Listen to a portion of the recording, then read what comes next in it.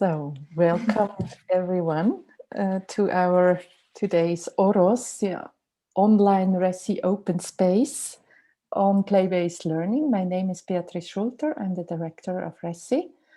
And here with us today is Nadine Bernasconi. She is our communications officer at RECI, and she is also the one helping us with all the technical issues during the meeting. Any questions can be addressed to her. And a very big welcome to Daria from Right to Play. So the RECI is a Swiss network for organizations and also individuals who are working on education and international cooperation. And we have started this new format, which we call OROS, the online RECI open space this year. It is a space for our members, member organizations, or also individuals to use the space and fill it with thematic discussions around education for all. I'm very happy that today Right to Play stepped forward and said they would be interested to have an exchange on the very important topic of play-based learning. My personal opinion, having been a teacher for many years, long ago, is that learning should basically happen through things that are engaging, things that are fun. That's how we really can kind of, retain information and develop skills. And we're going to discuss that today with you. I'm very happy also to see that we have colleagues of our member organizations working in different countries joining us today. So that's really great. Welcome to you as well.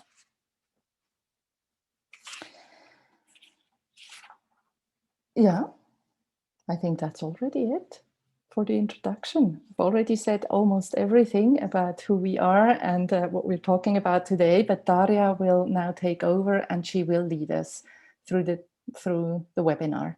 Thank you. Okay, can everybody see the presentation now, the screen I shared? Okay, very good. Yes. So just for your information, so I will give a little presentation about the importance of play-based learning, although I think you all know that, or how important it is. You already emphasized it in the discussion we had, but just also to re-emphasize it. And then I will shortly explain or present the Right to Play methodology of play-based learning. And then I start with the discussion, which are most of the discussion points are based on examples from Right to Play.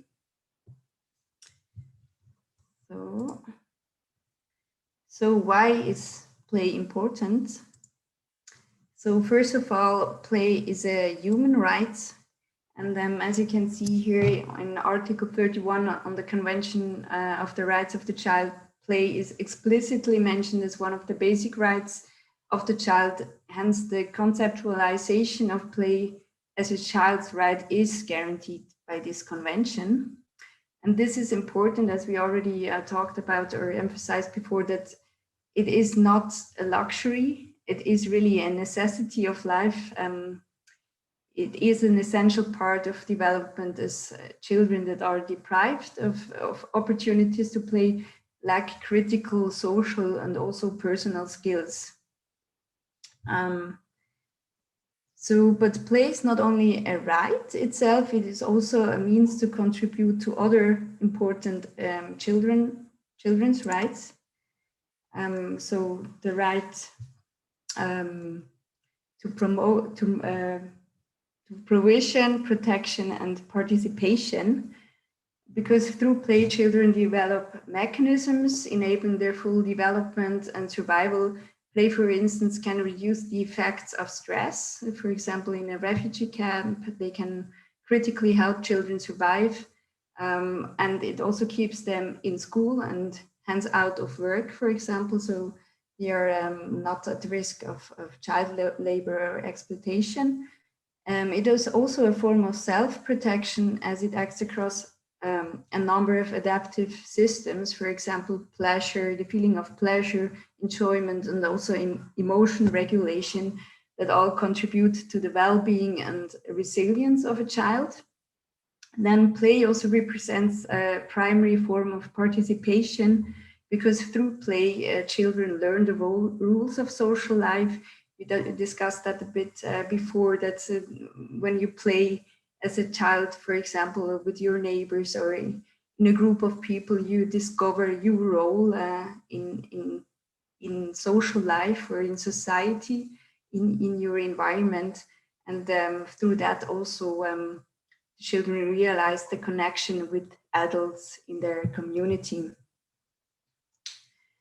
So what does research say about it? Researchers have proposed that play in childhood benefits early life skills development, mostly children's cognitive development, social-emotional development, and also physical development. So Sarah, for example, mentioned the motor skills, physical skills, and yeah, each of these life skills are, of course, important for the development also of the children and related to children's later educational outcomes. So, for example, social pretend play, that's the situation when children are playing as if something is real or someone is real, involves a symbolic thinking process where children actually transform objects in their mind. And this is certainly a cognitive skill. But at the same time, when they do pretend play, they also collaborate with their peers to come up with episodes based on past emotional experience or current experiences. And this is, of course, means also that they are dealing with social and emotional roles of life, which links it to social emotional skills. And the play scenarios often involve the practicing, as I mentioned before, of fine motor skills or gross motor skills. So it's also all linked to physical development if you're playing with Lego, or if you're making toys out of sticks in the wood, for example. Yeah, so these life skills that I've just mentioned, they make up an important component of the health and well-being in childhood and even beyond, because they also have important links to the educational outcomes of children. And also to again emphasize it or give a specific example is about learning about abstract representation through pretend play. For example, if a child pretends a box is a car, this is a similar cognitive process to what is required for literacy development. So representing language in a written abstract form is similar, and therefore cognitive abilities practiced in pretend play have been also in studies connected to children's emerging literacy skills. And of course, which is also very important, children need to be really feel good about themselves, feel safe and happy with their peers and also with their teacher in order to learn. And this, we think at Right to Play, and also studies prove this can be achieved through play. Then here, of course, I do not want you to read through the whole 2 targets of the SDG 4 on quality education, but I just want to emphasize here that the targets 4.4 and 4.7 emphasize the combination of cognitive and non-cognitive skills. And it's exactly this bridge that play can achieve. And that's why I think it's very relevant to link this to the SDG 4, and that play has a relevant role to play in the achievement of the targets 4.4 and 4.7. And also, again, to emphasize also that play actually helps not only to achieve positive outcomes in school, but even beyond, for example, in your career, on the job market, how you remain in a job, how you deal with a job. These are all very important life skills or also sometimes referred to 21st century skills such as communication, teamwork, these kind of skills we also mentioned, or you mentioned in the chat box before. So then now I'm coming to not so much to the concept in general, more about right to play, how we deal with the play-based learning methodology. So in our understanding, as play-based learning, we refer to learning while playing. So while play-based learning incorporates many of the same fundamental features of play, which is, for example, fun, active engagement, and so on, the inclusion of learning makes it really different from play. So this to emphasize that it has always a learning element in the play. We use 4 main forms of play: unrestricted free play to teach children vital life skills and offer them a child-led self-directed play by providing, for example, access to safe child-friendly play spaces next to a school or a community place or center. Then we also have creative play, which includes art, music, theater, these forms of creative play where children can self-express themselves and also create a space for dialogue through art, for example, through drawing, or do role playing. Then we have educational games that should ignite the passion for learning and make learning also fun and engaging. And finally, sports that should transcend boundaries between children or students, also inspire and instill positive values such as, for example, fair play.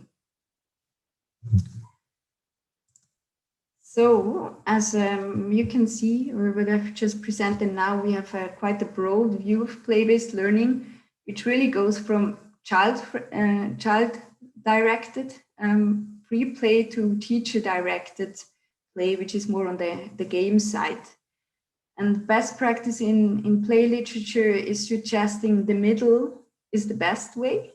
Maybe you also want to share after your opinion about that, but it is said, based on some evidence and studies, that the middle way should be the best way. But usually at Right to Play, when we introduce teachers to this play-based learning model, we always start more on the right side, on the learning through games. So the teacher-directed side, first because it's easier for teachers to understand what is the benefit of it, and it's also easier for them to have control over the whole class, whereas free play is not structured enough and at the beginning very hard to really achieve results of that type of approach. Then for us, play-based learning has a lot of positive impacts for children and teachers. So I'm not going to go through the whole list, but you can see, for example, that in schools where we implement play-based learning, the school attendance is much higher. Children are happy to go to school. They have a much better relationship with their teacher. They trust their teachers more. And because they trust their teachers more, they also are less afraid of saying something that is not correct, and thereby learn quicker and more in a more appropriate way. And yes, and also for the teachers, they are of course more motivated to teach if they are in front of a class that is much more motivated, that also trusts the teacher. So this is what our learning is, or what our findings of impact is.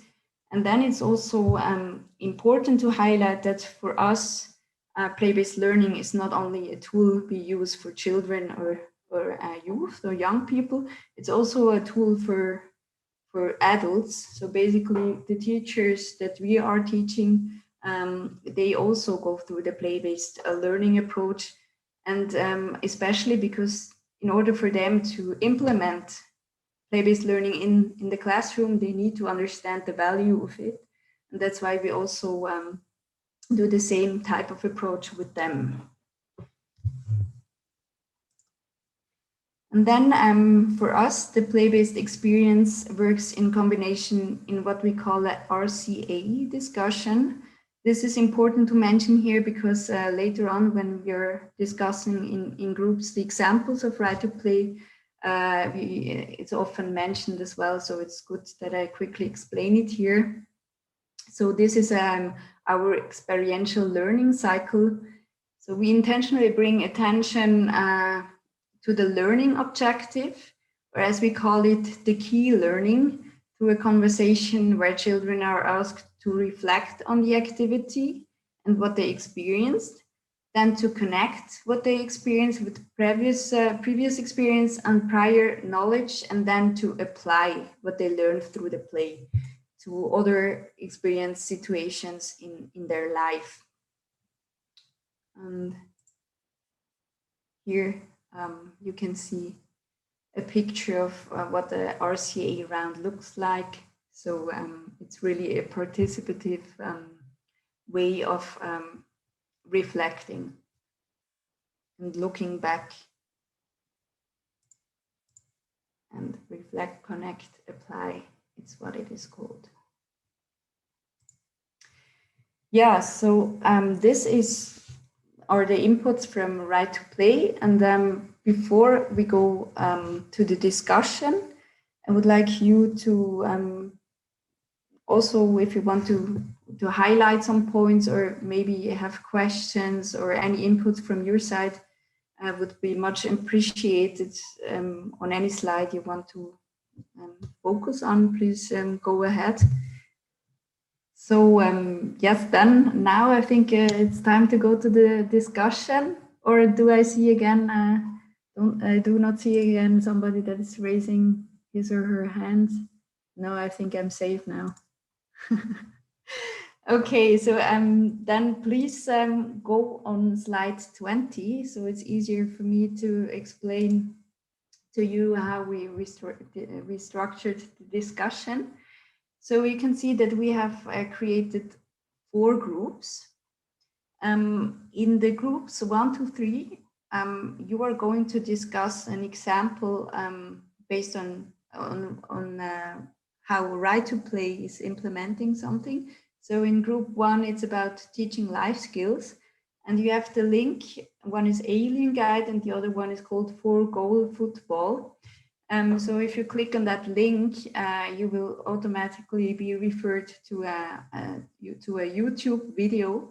So it's an animated kind of instruction for teachers on how to implement games to teach these life skills. Then group 2 is a teacher's guide on how to play a game that integrates a curriculum requirement. And in this case, it's about numeracy, and it's called the math ladder. If you click on that link, you will be referred to another slide in the PowerPoint, and from there you have to click again on the link, and then you will be referred to the PDF document where you see the whole teacher guide pages to study.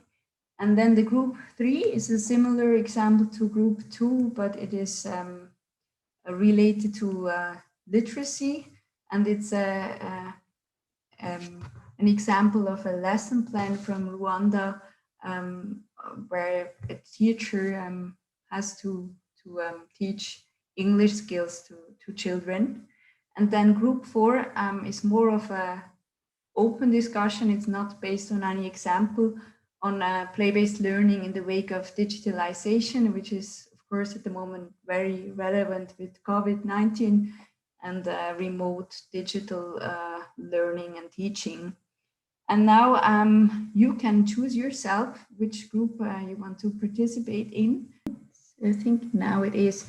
Yes, so I'm gonna share my screen, and then the first group can start. So the first one with slide 25 is on the video example on football. And let me share.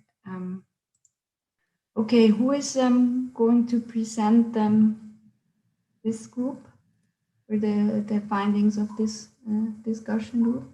Yeah. Okay. So I'll start, and then the two of you can kind of fill in.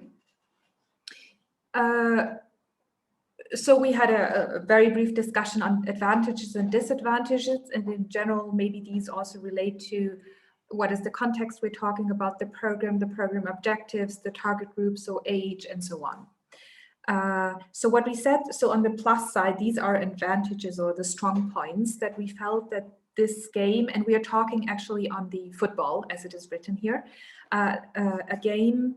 Okay, very briefly for all the others that haven't seen it. So this is a game which is based loosely on football rules, meaning you have a ball, there are teams, but there are 2 goals and 2 balls, and you can only manipulate the ball with your feet. So basically that's it.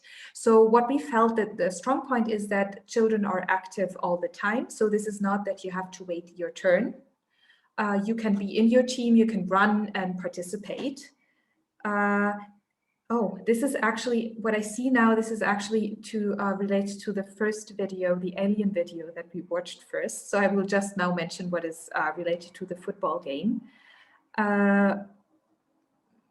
Yes, so this is a game whereas there are no specific roles, so there is no goalie, but all kids are actually asked or are invited to assume different rules as they please.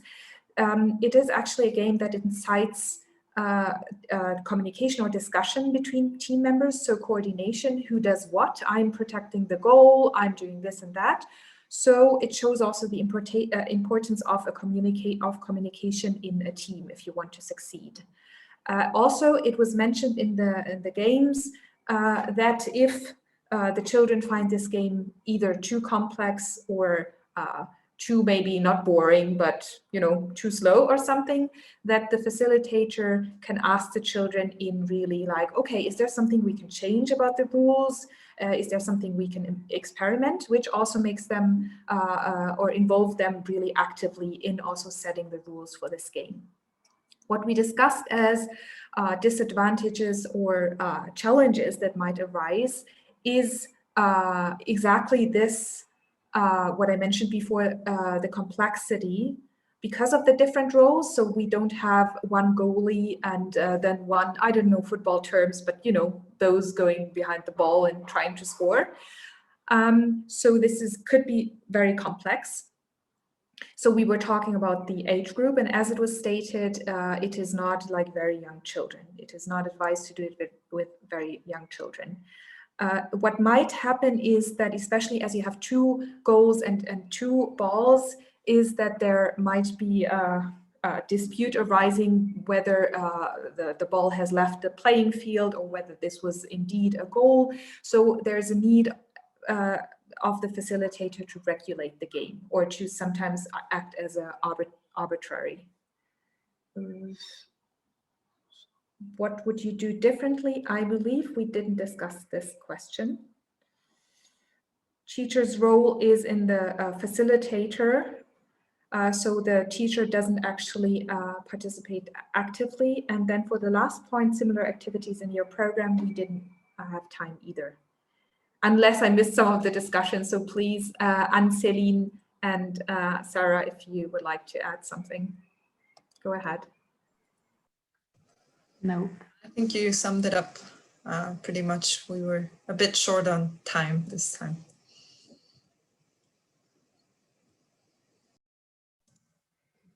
Okay, yeah, thank you very much. And I'm sorry to hear that you didn't have enough time, but it's a good lesson learned for us. But then I would come to the next group with the aliens video. Who wants to present the findings for this group, or who is selected to present? We actually forgot to pick, so Madeleine or those, if you want to go. Well, maybe we can help each other. We didn't really select anybody, but Yeah, so we watched the other video, the one about the aliens game, and maybe I can just to say really quickly what that was about, that game. There are 2 or 3 children who explain to one children who is the alien how life is on Earth, how life is in their home, how life is in school, and so they just talk about whatever their experiences to explain life on Earth. What we found as an advantage of this game is that every child can contribute in a way because it's not based on a specific knowledge. So it's very inclusive. Anybody can join this kind of game. There's no advantages or disadvantages for anybody.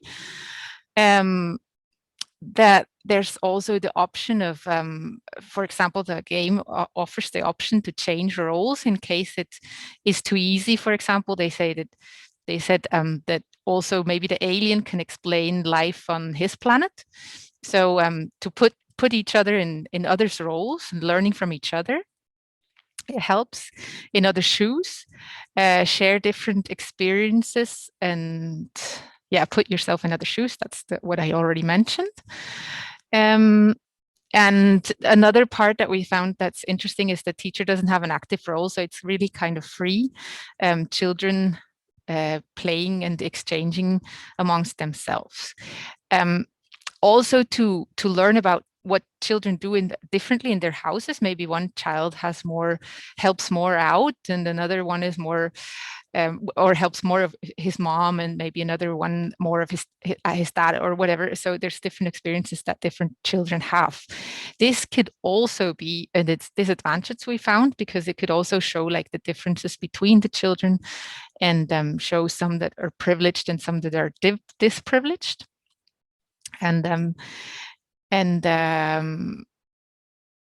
Yeah, another disadvantage could be that some children, since there's not many rules, there's not like a clear space for one child to share that, and then another child to share his experience. It could be that shy kids are a bit disprivileged because they might just be standing back, and other children that are dominant sharing more. What would we do differently? We just, in the game, it wasn't mentioned, the teacher wasn't really mentioned. And so we thought that we could add like the teacher's role as a bit of a supervisor, in case that, for example, there's reproductions of stereotypes, or if there's or just to be there, not as an active role, but just be as an observer, and yeah, just intervene in case it's really necessary, to be like make sure that there's a fair play.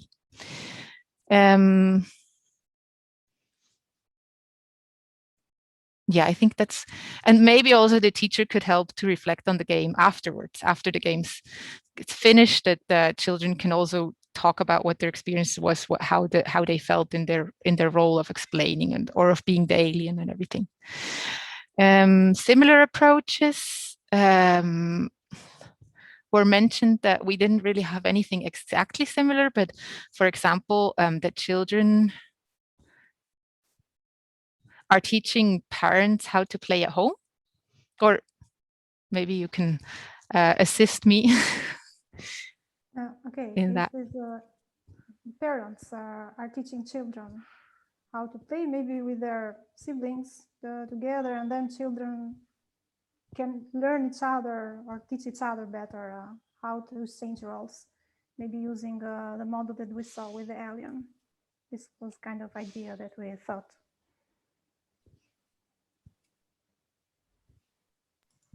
Okay, all right. Can I maybe add, I mean, I wasn't in that group, but I just want to add, I think that's an important thing to mention, is that this game is also, exactly, it's not just for teachers. It can be, it can be any kind of adult or older, even an older child that could, facilitate the game. I don't think it has to be a teacher, because it's not necessarily in school or, with a learning outcome, from an academic learning outcome. So that's something I think is an advantage of a game like this one.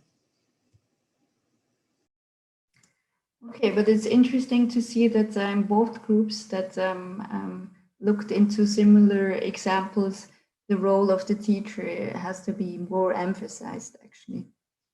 But then, because we are running out of time, we should go ahead with the last group. Okay. No. Yeah, we had a more open discussion about play-based learning or game-based learning in the wake of the digitalization. We started with that something that became more and more important last year and will become probably also more important in future. So it is relevant to all of us. We joined the group a bit to hope in getting examples and ideas how others did. And realized it's still a bit limited. We're still trying out, we're still searching for more options. And so we started with not advantages and disadvantages, but with possibilities, examples, and challenges. So we all have done something on this, right? To play DERDESOM and SID.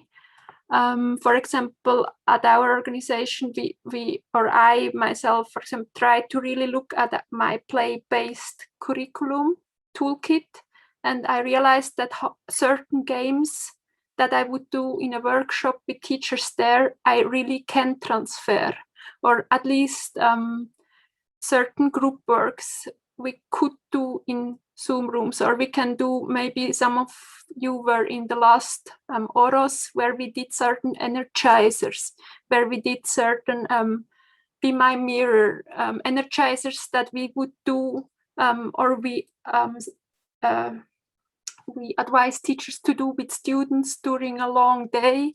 We can also do a bit of online during a very long PowerPoint presentation, or even we have this speed dating game. You can also put them in Zoom rooms, or also, for example, we would agree that it's then more games than free play. But yeah, with music and mirrors, and you can give a little bit of freedom and leads to different students that you have. Then I think it's not the latest slide. I continue doing notes, but we also write to play, I think, and also our partners have used radio stations or TV stations. We have, Daria has shared an example of a game to strengthen psychosocial skills, resilience, self-esteem through an app from a program in Lebanon, including the link so that you can look at the video.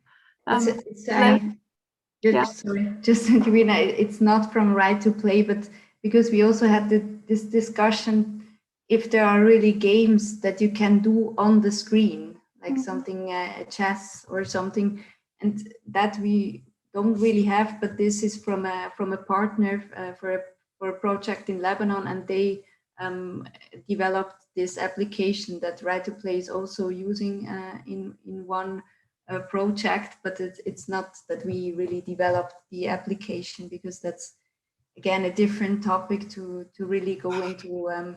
Digitalization by really inventing and creating applications or learning applications. But yeah, it's a good example to see that this is also the other side of digital learning. Yeah, thanks. Then we have, of course, endless challenges. I mean, many students of our schools we work at just don't have the devices nor the internet access. Or if they have access to a bit of WhatsApp an hour to a day, they don't have a computer where we can do a good session. Nor do teachers necessarily have the skills or the devices themselves. And in Bolivia, we said it's already hard to bring in learner play-based approaches into a system where teacher-centered learning approaches, teacher-centered teaching approaches are more dominant. So how can we now do this even online? And yeah, just not everything is possible. We also had to realize there are just not everything that is possible face-to-face is possible online, for example, certain sport games. In our case, it's no possibility to adapt because you would need to be in a group together. So you have to think about really alternatives. Advantages, we in the end also discussed advantages. So an advantage is you really can reach more people, and even globally. We can do a game together with schools from different countries. We can now discuss things together or learn together, from different countries. In the end, this also makes it workshops, but also teaching can make it in the end more cost effective. We can reuse things once they are developed and well developed.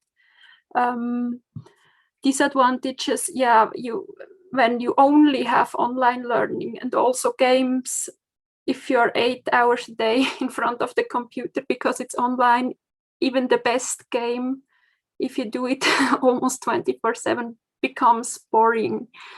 Not boring, but not for everyone, but for many people. So I would say we agree that this cannot be the idea to just do it like this in future. So, but it can be included if effectively, prepared games, and it can be included, but not the only solution. And not everyone has access at the moment, and a lot of people or beneficiaries that we would like to work it don't have at the moment. Maybe you can add. No, I think you said everything that we discussed. One thing that for me stays like as an open question is that there are digital games that children play like crazy that are not educational, or I don't know, I don't play many of those games, but maybe there's a lot of space in the future to do like play-based digital games that are really appealing also.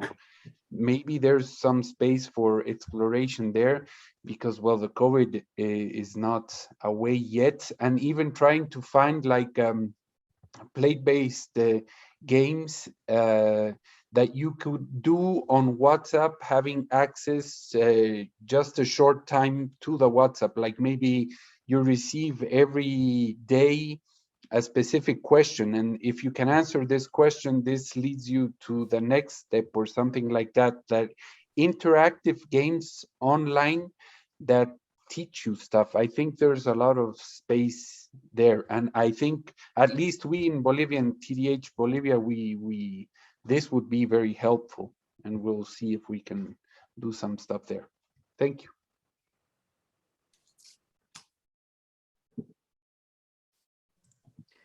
Okay, thank you very much. Somebody else wants to say something, comment on something, or wants to share another experience from their work? Because if not, I think you're already behind. So maybe I give the floor now to Beatrice to sum up. Yes, thank you very much. Can you maybe stop the and while you take your time to write there, I would like to again thank you all for your participation, inputs, sharing your experience. Thank you to Nadine for managing everything in the preparations and also during the webinar technically. And of course, very, very big thanks to Daria and Right to Play for having taken this space and filled it in a very, very engaging way. Thank you, Daria, and thank you all. And I wish you a nice evening.